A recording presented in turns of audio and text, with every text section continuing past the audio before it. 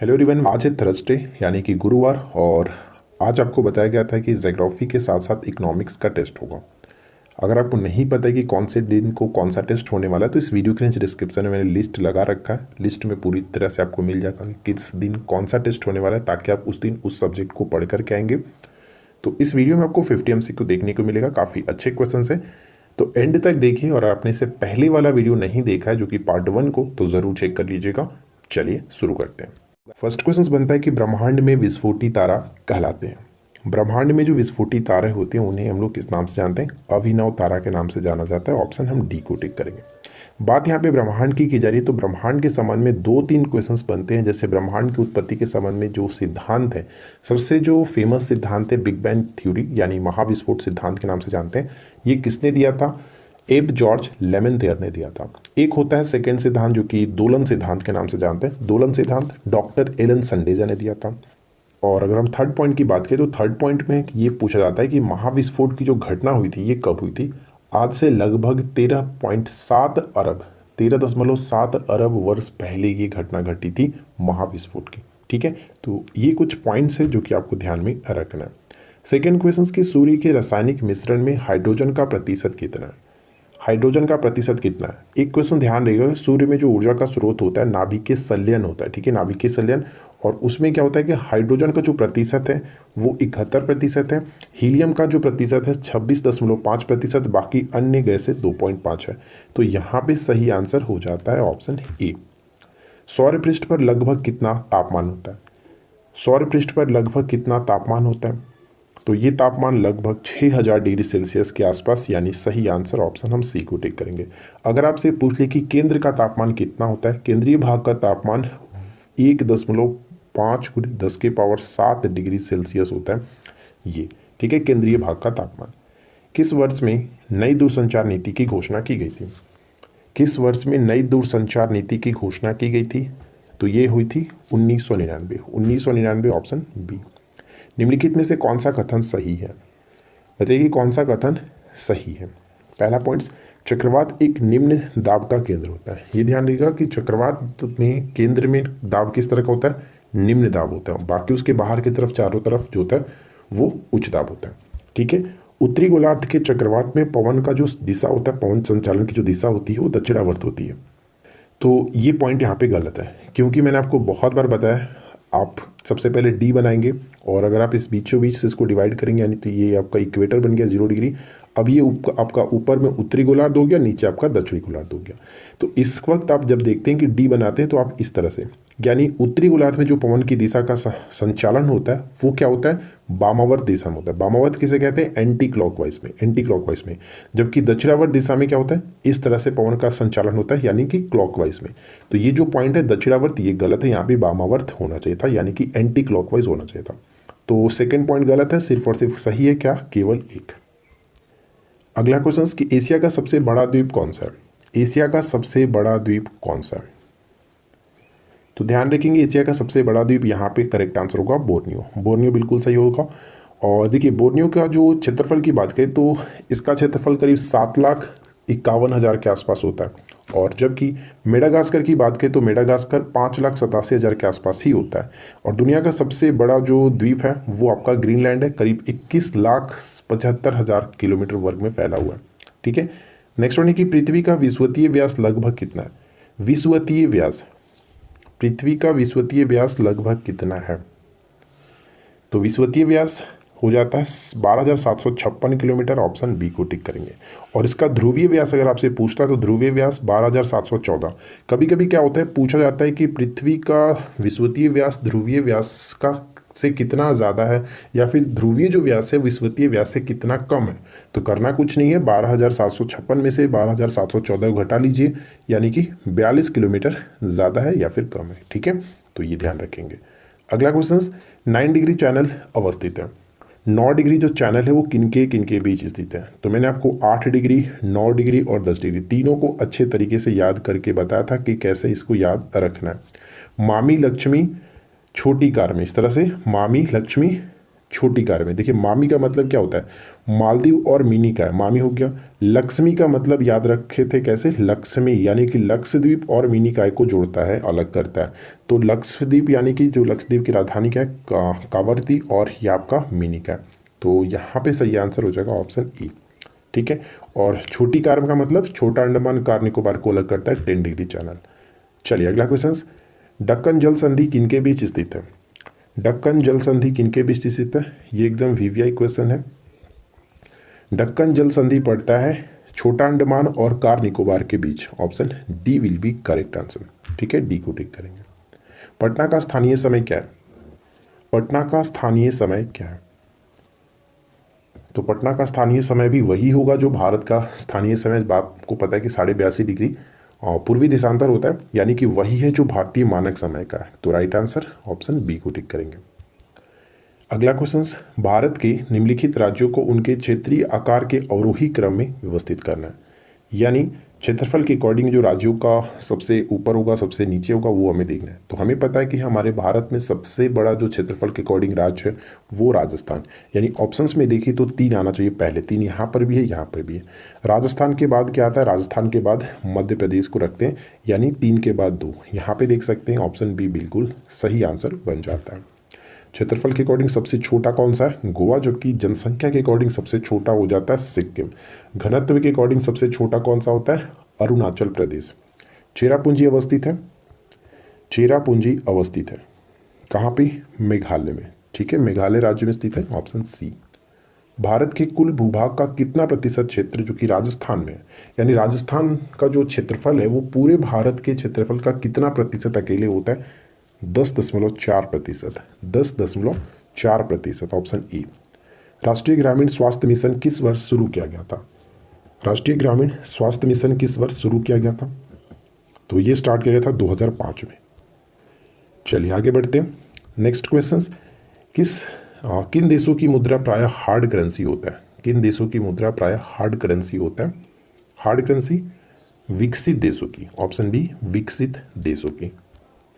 सामाजिक आर्थिक योजना किसका हिस्सा, सामाजिक आर्थिक योजना। तो आपने पढ़ा है कि आर्थिक नियोजन जो है किसके अंतर्गत आता है, समवर्ती सूची के अंतर्गत।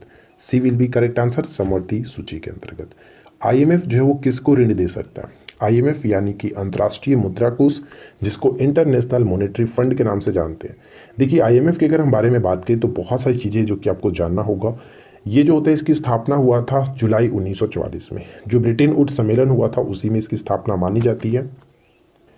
और एक चीज़ और ध्यान रखना है, जैसे कि 2 संस्थाएं जिसको ब्रिटेन वुड ट्विंस के नाम से जाना जाता है, और वो 2 संस्थाएं कौन कौन सी है, तो एक होता है आईएमएफ के साथ साथ, मैं यहाँ पे लिखता हूँ, आईएमएफ के साथ साथ जो आईबीआरडी है, आईबीआरडी जिसे हम लोग विश्व बैंक के नाम से भी जानते हैं, इन दोनों संस्थाओं को संयुक्त रूप से ब्रिटेन वुड्स ट्विंस के नाम से जाना जाता है, क्योंकि इन दोनों संस्थाओं की जो स्थापना है वो जुलाई 1944 में ही हुआ था।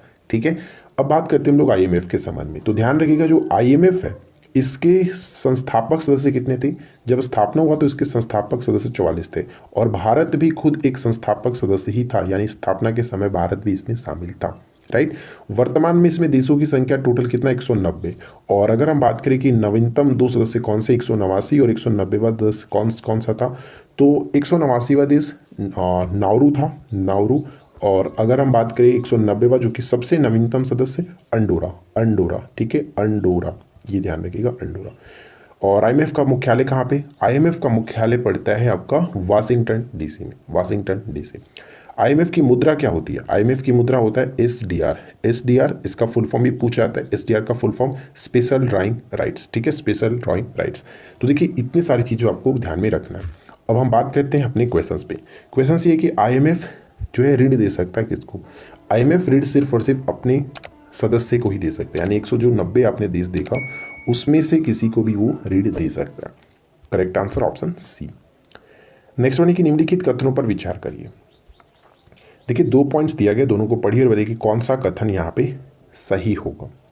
पृथ्वी के अपने अक्ष पर घूर्णन, जिसको हम लोग रोटेशन कहते हैं, अपने अक्ष पर घूर्णन दैनिक गति के नाम से भी इसको जाना जाता है, इसके परिणाम स्वरूप दिन एवं रात होते हैं। ठीक है, दैनिक गति दिन और रात होता है। सेकेंड पॉइंट है कि पृथ्वी का सूर्य के सापेक्ष जो परिक्रमण होता है, जिसको परिक्रमण को हम लोग इंग्लिश में रिवोल्यूशन कहते हैं, रिवोल्यूशन को क्या कहा था कि इसके परिणाम के अकॉर्डिंग ऋतु परिवर्तन होता है। तो ये भी बिल्कुल सही है, यानी कि रोटेशन के कारण दिनों रात और रिवोल्यूशन के कारण ऋतुओं का परिवर्तन होना। दोनों पॉइंट्स बिल्कुल सही है, राइट आंसर हो जाएगा ऑप्शन सी। एक और दो दोनों करेक्ट है। ठीक है, अगला क्वेश्चन, भूमि विकास बैंक का कार्य क्या है? भूमि विकास बैंक का कार्य क्या है? तो ध्यान रखेंगे, भूमि विकास बैंक का कार्य कि दीर्घकालीन ऋण कृषकों को उपलब्ध कराना। ऑप्शन ए बिल्कुल करेक्ट होगा। निम्न में से कौन सा वर्ग है जिसको मुद्रास्फीति के कारण सबसे अधिक हानि होती है? सबसे अधिक हानि होती है, तो सबसे अधिक हानि होती है ऋणदाता को। ऋणदाता को सबसे अधिक हानि होती है और ऋणी को सबसे ज्यादा लाभ होता है। तो यहाँ पे राइट आंसर ऑप्शन ए को टिक करेंगे। अगला प्रश्न है कि 1979 में कृषि और ग्रामीण विकास के लिए संस्थागत ऋण की व्यवस्था की समीक्षा करने के लिए निम्नलिखित में से किसकी अध्यक्षता में, जिनकी सिफारिशों पर नाबार्ड की स्थापना की गई थी? नाबार्ड की स्थापना किसकी सिफारिश पर की गई थी? शिवरमन समिति के सिफारिश पर। Option C will be correct answer. और 1982 में इसकी स्थापना हुआ था, 12 जुलाई 1982 को। निम्नलिखित में से कौन एशियाई विकास बैंक का मुख्य उद्देश्य है? एशियाई विकास बैंक यानी कि एडीबी, एशियन डेवलपमेंट बैंक, जिसकी स्थापना 19 दिसंबर 1966 को हुआ था। जिसका मुख्यालय कहाँ पे पड़ता है? मुख्यालय पड़ता है मडलुयोंग फिलीपींस में। मडलुयोंग मनीला फिलीपींस में पड़ता है। कभी कभी मडलुंग नहीं लेता, सिर्फ मनीला फिलीपींस देता है, तो फिलीपींस में ही पड़ता है। ठीक है, ये बस आपको ध्यान रखना है। और ये इसका जो कार्य है कि एशिया प्रशांत में गरीबी को उन्मूलन करना, गरीबी को हटाना, इसका मेन उद्देश्य है। ठीक है, नेक्स्ट वन है कि भारतीय अर्थव्यवस्था कैसी है? One of the most important questions, बहुत ज़्यादा रिपीट होता रहता है। भारतीय अर्थव्यवस्था मिश्रित अर्थव्यवस्था। मिश्रित अर्थव्यवस्था ऑप्शन डी। जीएनपी से एनएनपी निकालने के लिए निम्न में से किसको घटाया जाता है? किसको घटाया जाता है? ह्रास को घटाया जाता है, मूल्य ह्रास को घटाया जाता है। Option E. Horn of Africa के अंतर्गत कौन से देश आते हैं? हॉर्न ऑफ अफ्रीका के अंतर्गत कौन से देश आते हैं? तो ध्यान रखिएगा, हॉर्न ऑफ अफ्रीका के अंतर्गत 3 देश, Ethiopia, Somalia, Djibouti. Right answer D को टिक करेंगे। ठीक है, डी करेक्ट होगा। अगला क्वेश्चन से, निम्नलिखित कथनों पर विचार करिए। निम्नलिखित कथनों पर विचार करिए। महासागरों के नीचे भूपर पट्टी की जो चट्टानें होती है ग्रेनाइट से निर्मित होती है। ये पॉइंट गलत है। महासागरों के जो नीचे भूपर पट्टी की जो चट्टानें होती है वो ग्रेनाइट से नहीं बल्कि बेसाल्ट से बनी होती है। बेसाल्ट की बनी होती है, ये पॉइंट, इसलिए ये गलत हो जाता है। भूपर पट्टी की ऊपरी जो परत होती है उसको हम लोग सियाल के नाम से जानते हैं, तो ये बिल्कुल सही है, इसमें कोई दिक्कत नहीं, करेक्ट आंसर हो जाता केवल और केवल 2। राइट, नेक्स्ट वन, ऋतुएं निम्नलिखित में से निम्नलिखित के कारण होती है। ऋतुओं का परिवर्तन होना ऊपर हम लोगों ने देखा था, तो क्वेश्चन यहाँ पे फिर से, सूर्य के चारों ओर पृथ्वी का जो परिक्रमण होता है जिसको हम लोग रेवोल्यूशन कहते हैं, इसी के कारण ऋतुओं में परिवर्तन होता है, तो ऑप्शन बी होगा। जबकि पृथ्वी के घूर्णन के कारण दिन और रात होता है। निर्मल भारत अभियान किस योजना के साथ जुड़ा हुआ है? निर्मल भारत अभियान किस योजना के साथ जुड़ा हुआ है? तो इसका संबंध हो जाएगा गंदी बस्ती क्षेत्रों में सामुदायिक जो शौचालय है इसके साथ जुड़ा हुआ है। Option B. रावतभट्टा परमाणु विद्युत संयंत्र कहाँ अवस्थित है? रावतभट्टा परमाणु विद्युत संयंत्र कहाँ अवस्थित है? ये राजस्थान में पड़ता है, राजस्थान। Option D. मूल्यह्रास किसके बराबर होता है? मूल्यह्रास किसके बराबर होता है? अभी जस्ट हम लोगों ने ऊपर में देखा था, सकल राष्ट्रीय उत्पाद को माइनस कर देते हैं निवल राष्ट्रीय उत्पाद से, तो हमें मूल्यह्रास प्राप्त होगा। Option E. नेक्स्ट क्वेश्चन कह रहा है कि निम्नलिखित में से कौन क्यांत्रित सेल है? क्यांत्रित सेल यानी कि रूपांतरित चट्टान निम्नलिखित में से कौन सा है? तो देखिए, संगमरमर यहाँ पे क्यांत्रित सेल के अंतर्गत आता है। क्यांत्रित सेल के अंतर्गत और भी आते हैं, जैसे कि क्वार्टजाइट होता है, एंथ्रासाइट कोयला हो गया, ग्रेफाइट होता है, स्लेट होता है। लेकिन देखिए यहाँ पे मैंने एक बताया कि ये क्या बताया था, एंथ्रासाइट कोयला। तो कोयले के अगर हम प्रकारों के देखें तो लिग्नाइट कोयला हमने कई बार डिस्कस किया है कि लिग्नाइट जो कोयला है वो आपका किसके अंतर्गत आता है? लिग्नाइट कोयला आता है औषधि के अंतर्गत, औषधि के अंतर्गत। ठीक है, औषधि के अंतर्गत। जबकि ये आपका बिटुमिनस जो कोयला है, बिटुमिनस कोयला ये अग्नेय के अंतर्गत आता है, अग्नेय के अंतर्गत। और एंथ्रासाइट जो हो गया, एंथ्रासाइट जो हो गया, ये आता है आपका ये क्यांत्रित सेल के अंतर्गत। तो तीनों कोयले के प्रकार आप यहाँ पे देख सकते हैं, तीनों अलग अलग के अंतर्गत आता है, ये ध्यान रखना है। लिग्नाइट कोयले को भूरा कोयला के नाम से जानते हैं, ये भी इंपॉर्टेंट बन जाता है। नेक्स्ट क्वेश्चन, यूरोप में आल्प्स उत्तरी अमेरिका में रॉकीज और दक्षिण अमेरिका में एंडीज किसके उदाहरण हैं? ये सभी के सभी वलित पर्वत के उदाहरण हैं। वलित पर्वत भूपृष्ठ से परावर्तित अवरक्त विकिरण के अवशोषण द्वारा भूवायुमंडल के तापमान में वृद्धि की प्रक्रिया क्या कहते हैं? इस प्रक्रिया को हम लोग ग्रीन हाउस इफेक्ट के नाम से जानते हैं। सी विल बी राइट आंसर। निम्नलिखित में से जनजाति और राज्य में कौन सा युग में सुमेलित नहीं है? तो कौन यहाँ पे गलत तरीके से मैच किया गया? भील जनजाति, गुजरात, गद्दी, हिमाचल प्रदेश। टोडा की बात करें तो टोडा यहाँ पे गलत हुआ क्योंकि नीलगिरी क्षेत्र के अंतर्गत आता है। ये आपका तमिलनाडु यहाँ पे ज़्यादातर सही होना चाहिए, तो सी को टिक करेंगे, ये आपका गलत है। तेल नदी निम्नलिखित में से किसकी सहायक नदी है? तेल नदी निम्नलिखित में से किसकी सहायक नदी है? महानदी की सहायक नदी है, ऑप्शन सी। करेवास मिट्टी जो कि जफरान यानी कि केसर की एक स्थानीय किस्म होता है, खेती के लिए उपयोगी होती है। ये कहाँ पाई जाती है? करेवास मिट्टी का संबंध हो जाता है कश्मीर हिमालय से। Kashmir Himalaya, option A. निम्नलिखित में से कौन सी मिट्टी नदियों द्वारा जमा की जाती है? नदियों के द्वारा जमाव से बनता है, इस मिट्टी का नाम है जलोढ़ मिट्टी। और भारत में ज़्यादातर जो मिट्टियाँ यानी उत्तर भारत की अधिकांश जो मिट्टियाँ वो जलोढ़ मिट्टी ही है। भारत के अधिकांश क्षेत्रफल पर जलोढ़ मिट्टी ही देखने को मिलता है। निम्नलिखित धार्मिक समूहों में से किस एक ने 2011 की जनगणना के अनुसार साक्षरता दर का उच्चतम प्रतिशत दर्ज किया गया? ये आपका राइट आंसर होगा जैन। जैन करेक्ट है, ऑप्शन डी। काहिरा का समय ग्रीनविच से 2 घंटा आगे है, इसलिए यह स्थित होगा। इसको थोड़ा सा ध्यान समझ लीजिएगा। अगर हम ग्लोब की बात करें और अगर हम 0 डिग्री इस तरह से गुजारे जो कि ग्रीनविच से होकर के गुजरता है, यानी 0 डिग्री इधर हम बढ़ेंगे तो हमारा ईस्ट होगा, और अगर हम इधर बढ़ते हैं तो ये वेस्ट होगा। राइट, ये तो पता होगा क्योंकि ऊपर आपको मैप पता है, नॉर्थ, साउथ, ईस्ट और वेस्ट। अब देखिए, और अगर हम इसको बीचों बीच इस तरह से भी डिवाइड कर दें, अब ये बन गया इक्वेटर। और भारत कहाँ पे स्थित है? भारत आपका इधर पड़ता है, इस तरह से।